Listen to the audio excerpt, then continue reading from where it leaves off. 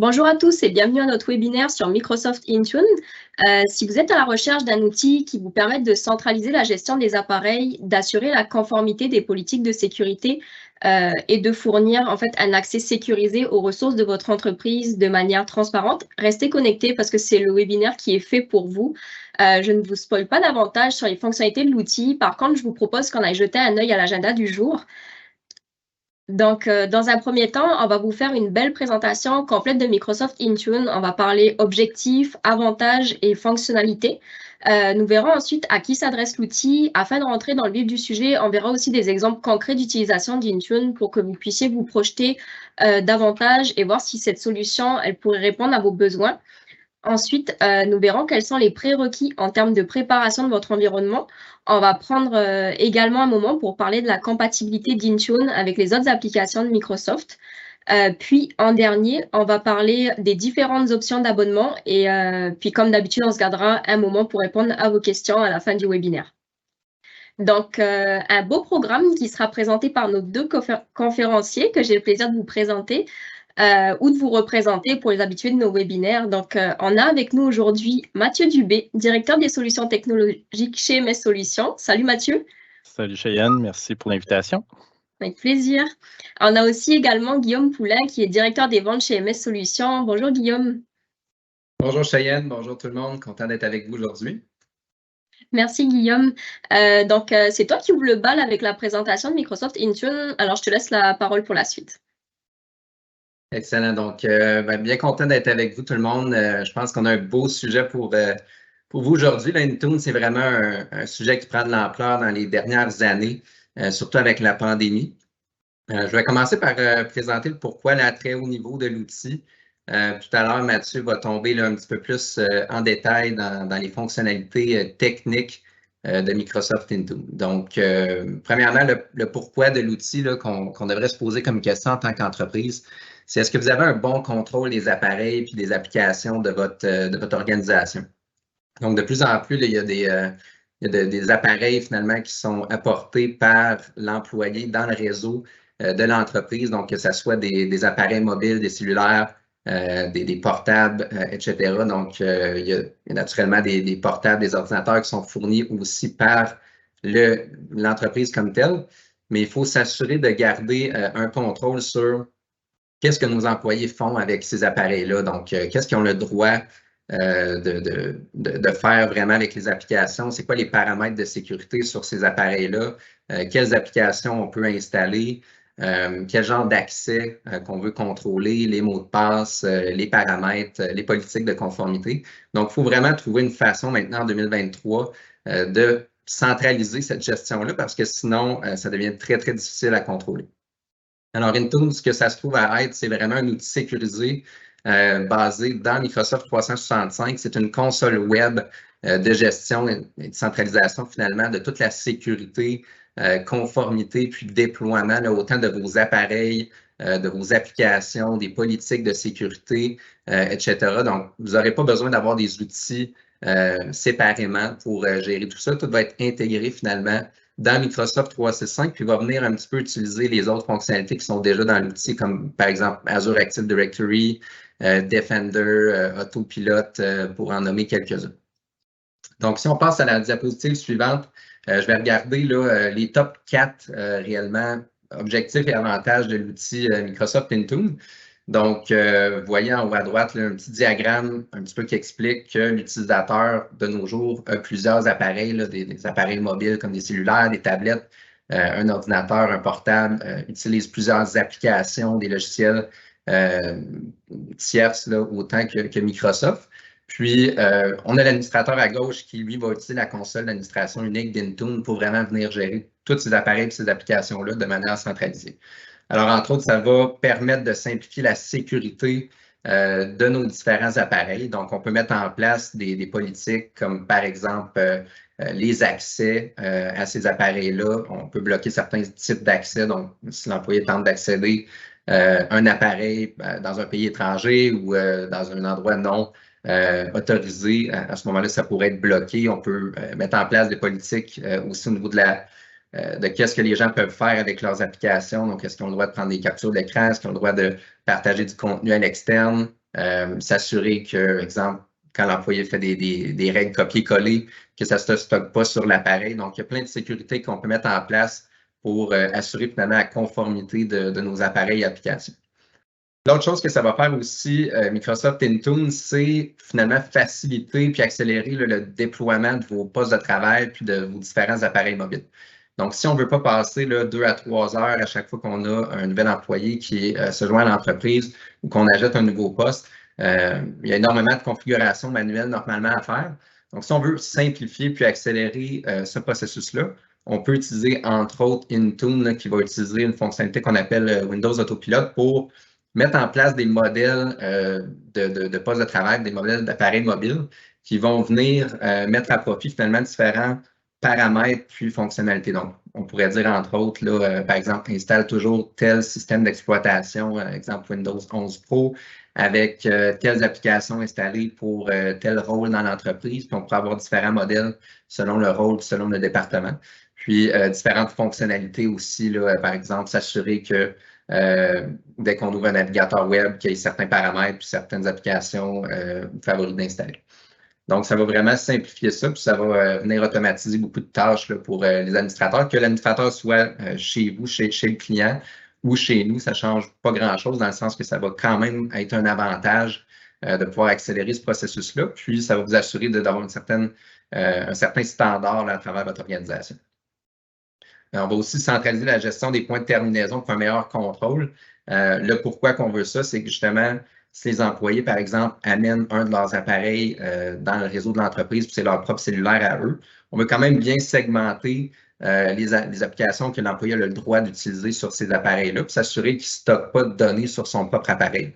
Le pourquoi qu'on veut faire ça, c'est que si l'appareil est premièrement volé ou que l'employé quitte l'entreprise puis qu'il y a des choses stockées sur son appareil, mais ça pourrait poser un risque au niveau gestion des données pour au niveau de la cybersécurité. Fait qu'on garde un meilleur contrôle en pouvant, par exemple, contrôler qu'est-ce que les employés peuvent stocker localement sur leur appareil. On pourrait même décider de supprimer des données à distance ou de bloquer l'accès si on détecte des non-conformités, tout ça. Finalement, le quatrième point, c'est l'amélioration de la productivité des utilisateurs. Puis, le pourquoi que ça améliore la productivité, je l'ai déjà un petit peu mentionné, c'est que étant donné qu'on va garder un certain standard au niveau des applications, des systèmes d'exploitation, puis des paramètres sur chaque navigateur, sur chaque poste, un employeur n'aura pas à se réhabituer à d'autres systèmes ou à d'autres types de configuration. On va toujours travailler avec les mêmes, peu importe l'appareil qu'il utilise, que ce soit un ordinateur de bureau, un portable, une tablette, un appareil mobile. Donc, ça va tout être centralisé à travers ces différents appareils et applications. Donc, on va vraiment unifier, centraliser tout ça à l'intérieur de Intune. Donc, maintenant que j'ai parlé un petit peu à haut niveau là, des avantages, je vais laisser le micro à Mathieu pour vraiment donner un petit peu plus de détails là, sur chacun de ces points-là au niveau des fonctionnalités. Merci, Guillaume. Bonjour tout le monde. Oui, effectivement, passons aux différentes fonctionnalités que Microsoft Intune peut offrir, puis peut-être un peu plus large aussi sur ce que la plateforme Microsoft a à nous donner, comme autant pour du côté des administrateurs que des utilisateurs. Si je sursimplifie peut-être ce que Intune fait pour les administrateurs du parc informatique, je dirais que c'est un peu comme la transposition de la nouvelle plateforme qui remplacerait les groupes policy, les GPO, et le Configuration Manager qui permettait d'uniformiser justement les appareils, de faire en sorte qu'on déploie autant des règles pour paramétrer l'ordinateur que l'encadrer, lui donner accès à certaines choses ou bloquer certaines choses, de déployer des applications. Et dans le fond, Intune vient pallier à cette problématique que plusieurs administrateurs réseau ont pu rencontrer, beaucoup principalement durant le temps de la pandémie, où est-ce que les utilisateurs étaient à la maison. Donc, ça devenait de plus en plus complexe de publier une nouvelle application, de resserrer la sécurité sur un poste, de s'assurer que le poste est conforme. Donc, Intune, c'est une plateforme comme d'autres qui existe depuis quand même quelques années, mais qui a pris beaucoup d'ampleur dans les dernières années, puis qui est venu étoffer de plus en plus son éventail de configuration. On le sépare principalement en deux morceaux, c'est-à-dire le gestionnaire des appareils mobiles, donc le côté peut-être un peu plus matériel ou équipement, puis le gestionnaire des applications. Parce qu'il y aura principalement peut-être une distinction à faire entre les appareils appartenant à l'entreprise complètement et les appareils personnels sur lesquels on peut installer des applications de l'entreprise. Donc, du côté des appareils mobiles personnels, c'est pas toujours évident de pleinement avoir l'emprise sur l'appareil, puis c'est normal et c'est pas souhaité pour la majorité des gens d'avoir un module ou quelque chose qui vient contrôler ou gérer un peu ce que son appareil peut faire. Donc, la gestion des applications, pardon, va venir pallier à ce manquement-là. On le verra dans quelques diapositives plus loin. Si on va tout de suite dans le côté de la gestion des appareils mobiles, le MDM, la première case, dans le fond, dans ces fonctionnalités-là, on a la gestion les organisations, pardon, peuvent gérer les appareils mobiles puis contrôler de façon plus granulaire certains appareils, s'assurer de faire une distinction, justement, comme je disais, avec les différents équipements. Fait que dans la prochaine diapositive, on va voir justement l'étape 1 qui était la gestion des appareils mobiles. Bref, quand on déploie Intune puis qu'on est arrimé sur l'appareil au complet, on peut aller paramétrer certaines choses de façon beaucoup plus complète, en ce sens qu'on peut gérer les mises à jour, les politiques de sécurité, on peut s'assurer que des appareils sont conformes, etc., etc. Ça, c'est du côté de l'appareil mobile. Puis là, quand je parle d'appareil mobile, je parle autant des postes, donc Windows, portable Windows, mais aussi ordinateur de table, évidemment, les Macintosh, les iPads, les iPhones, Android du côté des cellulaires de Google, évidemment. Donc, tous ces appareils-là peuvent, dépendant de la plateforme, peuvent être plus ou moins configurés de façon plus approfondie selon les types d'appareils. Évidemment, un poste Apple offre des différentes fonctionnalités qu'un Android n'aura peut-être pas. Un Windows a peut-être d'autres fonctionnalités, mais bref, on vient quand même à avoir certaines uniformités dans tout ça, puis s'assurer que quand on souhaite avoir quelque chose je t'ai posé compliant, mais de conforme, de s'assurer que les postes sont intègres, Intune va venir nous fournir cette assise-là en surveillant certains paramètres des appareils. Donc, on pourrait penser, exemple, à l'encryption des disques ou des choses du genre, mais ça va être dans une autre slide. C'est la slide, la capture suivante, pardon, où est-ce que, dans le fond, dans la prochaine diapositive, il y a la gestion du contenu et des données. La gestion du contenu et des données, ce que ça permet de faire, en gros, dans Intune, c'est qu'on peut faire vraiment un compartiment pour les données d'entreprise. On peut venir segmenter en deux les données personnelles et les données d'entreprise, justement, et s'assurer qu'il n'y a pas de contamination entre les deux. On peut s'assurer que les disques durs sont encryptés. Donc, si mon portable devait être perdu, égaré par inadvertance ou volé, littéralement, du moment que le disque dur est encrypté, je n'ai pas de crainte à avoir du côté de est-ce que mes données vont être accédées, est-ce qu'il y a quelqu'un qui va pouvoir soutirer l'information de ce portable-là puis compromettre la propriété intellectuelle de l'entreprise. Le MDM va venir également, Intune va venir également gérer l'accès à ces données-là en mettant certaines règles de base qui vont être comme de ce poste-là. Est-ce que le virus est activé? L'encryption. Est-ce que l'encryption est activée? Est-ce que, si je pense à un appareil à Apple, est-ce que, ceux qui connaissent, mais est-ce que le téléphone a été jailbreaké, c'est-à-dire qu'il a été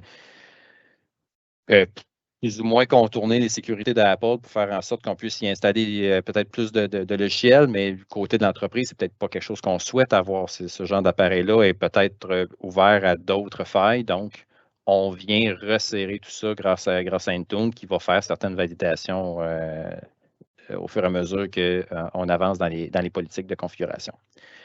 Du côté des applications, donc la gestion des applications mobiles, quand je parlais tantôt des appareils personnels, il y avait une espèce de comble à remplir, de trou à remplir dans les configurations. Je m'explique dans ce sens-là, c'est que j'ai un jeune appareil qui est à moi, un cellulaire, puis bon, je trouverais ça très pratique d'avoir Outlook ou mes courriels sur cet appareil-là, mais je ne souhaite pas nécessairement que l'entreprise puisse me dicter quel autre logiciel je peux avoir d'installer ou à quelle fréquence je dois mettre à jour mes applications. Je veux être plein maître de mon appareil. C'est tout à fait louable. Ça peut être un peu questionnable côté conformité, puis s'assurer que le poste est bien intègre, le cellulaire est bien intègre, mais bon, peu importe. La gestion des applications vient pallier à ce manque-là, en ce sens qu'on peut, au sein même de l'application, contrôler ce qu'on va tolérer. Si je prends l'exemple de Outlook, bon, mais du moment qu'il est installé sur le cellulaire, même si le cellulaire n'est pas verrouillé par un PIN, je peux faire en sorte que l'application elle-même soit verrouillée par un PIN. Donc, si je laisse traîner mon cellulaire dans le café du coin, puis il n'est tout simplement pas verrouillé, c'est une chose, les gens passeront dessus puis pourraient consulter mon application Facebook ou TikTok ou peu importe quoi. Mais du moment qu'ils vont essayer d'aller accéder aux données dans le Outlook, il y a un PIN qui va être demandé. Puis ça sera incontournable. L'utilisateur ne peut pas faire fi de cette politique-là.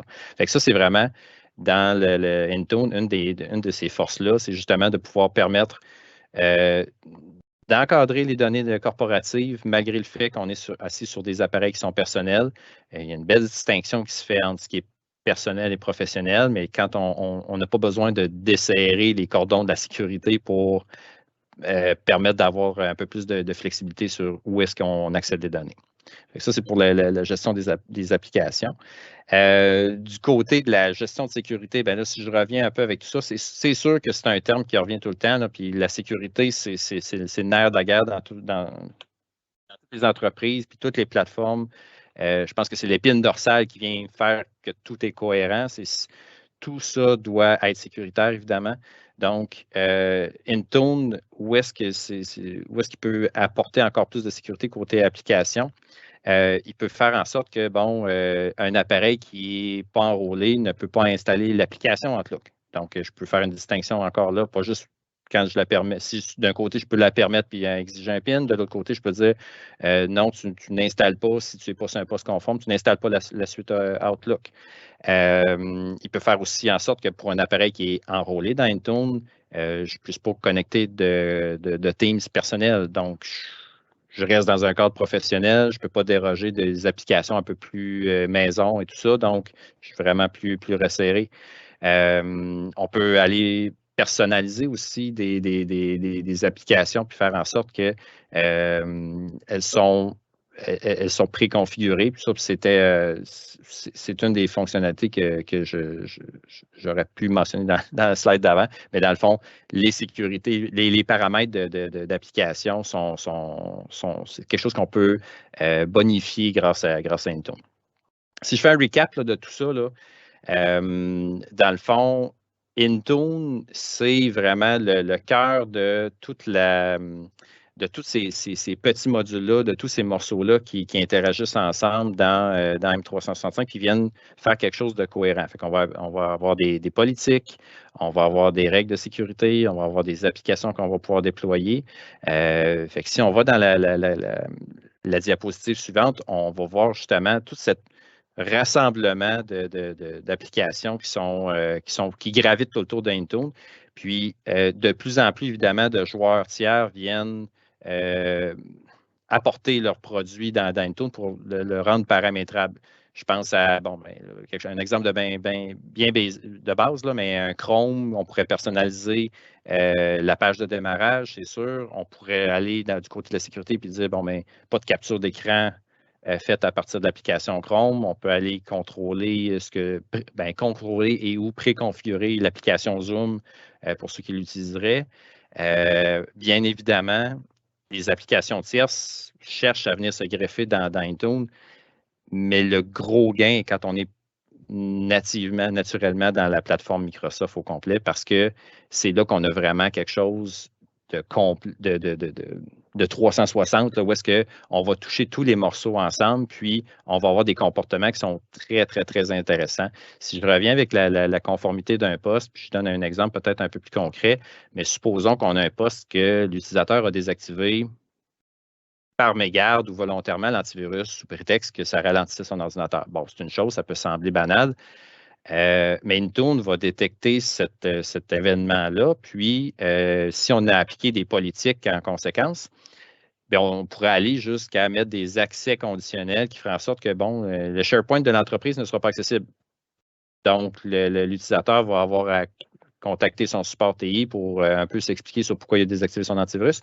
Mais pendant ce temps-là, c'est sûr que c'est contraignant, mais pendant ce temps-là, on est certain que les données ne sont pas compromises parce que si c'était un logiciel malveillant qui venait de désactiver l'antivirus, bien, on n'est pas dans un endroit où les données peuvent être soutirées sans que personne en sache trop ce qui se passe en arrière-plan. Fait que dans le fond, Intune vient coller tous ces morceaux-là ensemble, puis vient s'assurer qu'il y a quelque chose de cohérent, puis qui va être très intéressant pour les utilisateurs, pour les administrateurs réseau, puis surtout pour l'entreprise, pour être certain que vraiment on puisse s'assurer que les données corporatives sont intègres, que les applications qui sont sur les appareils sont conformes, puis que si l'utilisateur est devant un portable qui lui est fourni, bien, il aurait été provisionné facilement, puis il aurait été conforme et selon les attentes là, de l'administrateur. Guillaume, à qui s'adresse Microsoft Intune? Oui, bien merci Mathieu. Donc, à ce stade-ci, vous devez commencer à déjà avoir des idées un petit peu sur comment ça va s'appliquer à vous là, si vous décidez d'aller de l'avant avec Microsoft Intune. Il y a déjà eu beaucoup de fonctionnalités, beaucoup d'exemples qui ont été donnés, mais on va regarder un petit peu plus en détail là, à qui s'adresse Intune premièrement, puis donner quelques exemples concrets des études de scénario, si on veut, qu'on voit régulièrement là, dans le marché. Donc, d'abord, à qui s'adresse Microsoft Intune? Bien, étant donné que c'est une console qui est dans Microsoft 365, naturellement, c'est surtout là, pour les gens qui sont dans Microsoft, mais c'est pour les entreprises en gros de toute taille, que vous soyez une entreprise de 5-10 employés ou une grande entreprise là, dans les milliers d'employés. Tout le monde y trouve son compte finalement. Tout le monde gagne à améliorer la sécurité puis la productivité de leur organisation. C'est aussi pour tous les secteurs d'activité. C'est certain qu'il y a certains secteurs qui sont plus prône à des normes de conformité, donc tout ce qui est médical, financier, implique souvent beaucoup de conformité légale à ce moment-là. C'est sûr que ces organisations-là vont gagner énormément à utiliser Intune, mais peu importe le domaine, que vous soyez manufacturier, service professionnel, construction, médicale, j'en oublie certainement quelques-uns, vous allez trouver des fonctionnalités très intéressantes dans Intune là, qui vont vous permettre de gagner en sécurité, en conformité, puis en productivité. C'est aussi pour les entreprises qui utilisent, là, dernier point, tous les types d'appareils, que ce soit des appareils mobiles, là, des points de terminaison virtuelle, c'est-à-dire des serveurs, là, des machines virtuelles dans le cloud ou physique, des ordinateurs de bureau, des tablettes, etc. Donc, en fait, plus qu'on a de types d'appareils, plus qu'on gagne finalement à utiliser Intune, parce que ça nous permet de garder un meilleur contrôle de toutes les applications et appareils qu'on a. Alors, si on passe là, aux exemples concrets d'utilisation à la prochaine diapositive, on vous en donne 5 là, au risque de se répéter. Donc, le premier, comme on l'a déjà mentionné, c'est restreindre les fonctionnalités des appareils mobiles, téléphone que fournit l'employé ou que fournit l'entreprise. Donc, quelles applications qu'on peut mettre là-dessus, qu'est-ce que l'employé peut faire, à partir de où il peut accéder ces applications et ces données. Puis restreindre aux besoins là, en cas de non-conformité l'accès complètement à certaines applications ou à l'appareil au complet. Le deuxième, ce serait appliquer des mises à jour et correctifs. Là, si on détecte qu'un portable ou un appareil mobile n'a pas la bonne version de système d'exploitation ou d'application, on pourrait au besoin s'assurer de mettre à jour les correctifs de ces appareils-là. On peut aussi gérer les accès aux applications ou aux données, donc dépendamment quelles applications et tout ça on utilise, puis à partir de où on peut décider de bloquer des accès dans certains pays, bloquer des accès à partir de certains endroits, ou si l'employé n'a pas les codes multifacteurs et tout ça, là, à ce moment-là, complètement bloquer l'appareil ou certaines applications. On peut aussi déployer des appareils selon des modèles qu'on va avoir définis selon les rôles, selon les types d'appareils, selon les applications. Donc, ça nous permet d'économiser énormément de temps, comme on l'a dit, pour les administrateurs qui sont en charge de déployer les portables pour les nouveaux employés ou lorsqu'on renouvelle notre flotte d'ordinateurs ou d'appareils mobiles pour avoir à refaire les configurations manuellement là, sur chaque poste. On peut simplement là, utiliser les scripts automatisés qu'on va avoir au préalable définis. Finalement, protéger les données sensibles, parce qu'en 2023, ce qui est le plus important, c'est les données. Puis avec la loi 25 et tout ça, toutes les cyberassurances, plus on protège notre entreprise dans la meilleure posture qu'on va se retrouver à ce moment-là. Donc, si jamais il y a des appareils, des applications qui sont en cas de non-conformité, on peut supprimer ou bloquer les accès, encore une fois, à ces appareils-là. Donc, dans le mandat numéro 1 qu'on a déjà vu dans certains clients, c'est de s'assurer de rendre un parc informatique conforme dans le but d'avoir une certaine norme. Donc, dans cet exemple-ci, on donne ISO 27001, ça pourrait être PCI, SOC 2, il y a plein de types de normes là, qui sont demandées dans le marché selon les régulations de votre industrie. Donc, si on a besoin d'aller chercher des normes comme ça, naturellement, il faut s'outiller d'applications et de consoles de gestion comme Intune, parce qu'on va être capable de mieux encadrer finalement ces politiques-là que la norme nous exige de respecter finalement. Donc, si on détecte des non-conformités, on va être capable de venir encadrer les accès, bloquer certains accès à ce moment-là en cas de non-conformité, puis remédier à la situation pour ensuite redonner accès là, au poste ou à l'application. Ensuite, dans la prochaine diapositive, on regarde un autre exemple, donc un autre mandat qui en fait est très, très omniprésent à travers notre clientèle là, ces jours-ci, c'est la mise en place de l'espace de travail moderne, donc ce qu'on appelle là, communément dans l'univers Microsoft le Modern Workplace. Donc, qu'est-ce que ça veut dire le Modern Workplace? C'est que de plus en plus, les employés sont en mode hybride, travaillent à partir de différents appareils, à partir de différents endroits. Donc, il faut permettre un bon contrôle de ces appareils-là, puis s'assurer de rendre l'expérience utilisateur homogène, peu importe l'appareil qu'ils utilisent. Donc, ils se connectent à partir de son bureau chez eux avec une tablette ou qui se connectent de votre bureau avec un ordinateur, qui a les mêmes onglets, les mêmes paramètres, autant de fonctionnalités de sécurité sur chacun de ces postes-là. Ça va faire en sorte qu'il va être plus productif, puis que vous allez standardiser les méthodes de travail à travers vos employés. C'est aussi pour la continuité des onglets là, et du travail, comme je disais, d'un appareil à l'autre. On peut automatiser au maximum la configuration d'un nouvel appareil. Donc, pour les organisations qui sont en hyper-croissance, qui rajoutent régulièrement des nouveaux employés, des nouveaux postes dans leur réseau informatique, vous allez gagner énormément de temps. Donc, comme on le disait, plutôt peut-être 2-3 heures par appareil que vous allez économiser en temps, soit de vos techniciens à vous ou de nos techniciens à nous, qui vont vous permettre de vous redonner du temps pour des tâches un peu plus à valeur ajoutée. Donc, ça va venir vraiment simplifier le travail, automatiser des tâches, s'assurer qu'on n'oublie rien là, dans les paramètres de ces appareils-là. Puis finalement, assurer le bon contrôle des accès, donc qui a le droit de faire quoi avec leurs appareils, les applications et tout ça, c'est quoi les permissions qu'on donne à nos utilisateurs, c'est quoi les politiques de sécurité qu'on met en place pour venir encadrer soit une meilleure cybersécurité, une meilleure posture au niveau sécurité ou au niveau conformité.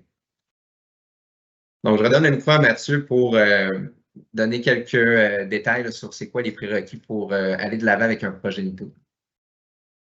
Merci, Guillaume.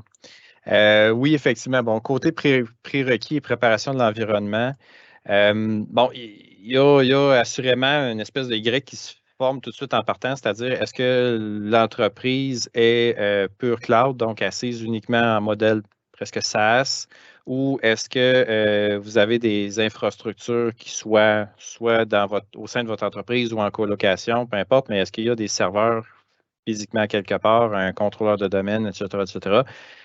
Parce que dans ce Y-là, bon, c'est sûr que ce qui est déjà pure cloud est peut-être un peu plus simple à mettre en place, évidemment, parce qu'on est déjà entièrement assis sur la plateforme Microsoft 365, puis on n'a pas l'espèce de pont qui est à établir entre votre infrastructure, si vous en avez une, et infrastructure physique ou Active Directory local et tout ça, avec le tenant M365.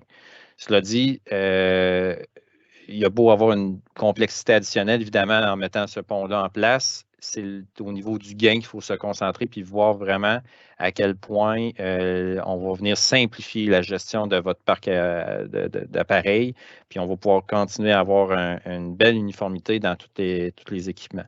Fait que dans le fond, c'est sûr que c'est un chantier, je dirais, des fois un peu plus grand à évaluer.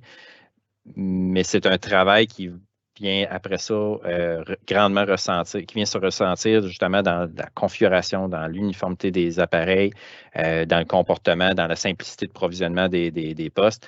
On en a glissé un mot tantôt, mais si je donne un exemple de Autopilot, un des gros avantages, c'est que du moment que les appareils, il y a une entente qui est faite avec les fabricants, bien, si j'achète un ordinateur, peu importe chez quel fabricant, il peut vous le livrer directement chez votre employé. Et à l'ouverture de l'ordinateur, dès que l'ordinateur va toucher à l'Internet, donc on va le connecter sur le Wi-Fi de la maison, bien, il va s'enrôler dans Intune et les applications vont se déployer. Puis bon, après quelques redémarrages, quelques installations, bien, l'utilisateur a la pleine expérience qu'il aurait eu, mais en attendant peut-être un délai de quelques jours, le temps que l'ordinateur soit livré dans votre entreprise, que le technicien le configure, installe toutes les applications, puis bon, après ça, l'employé est à passer au bureau pour le récupérer.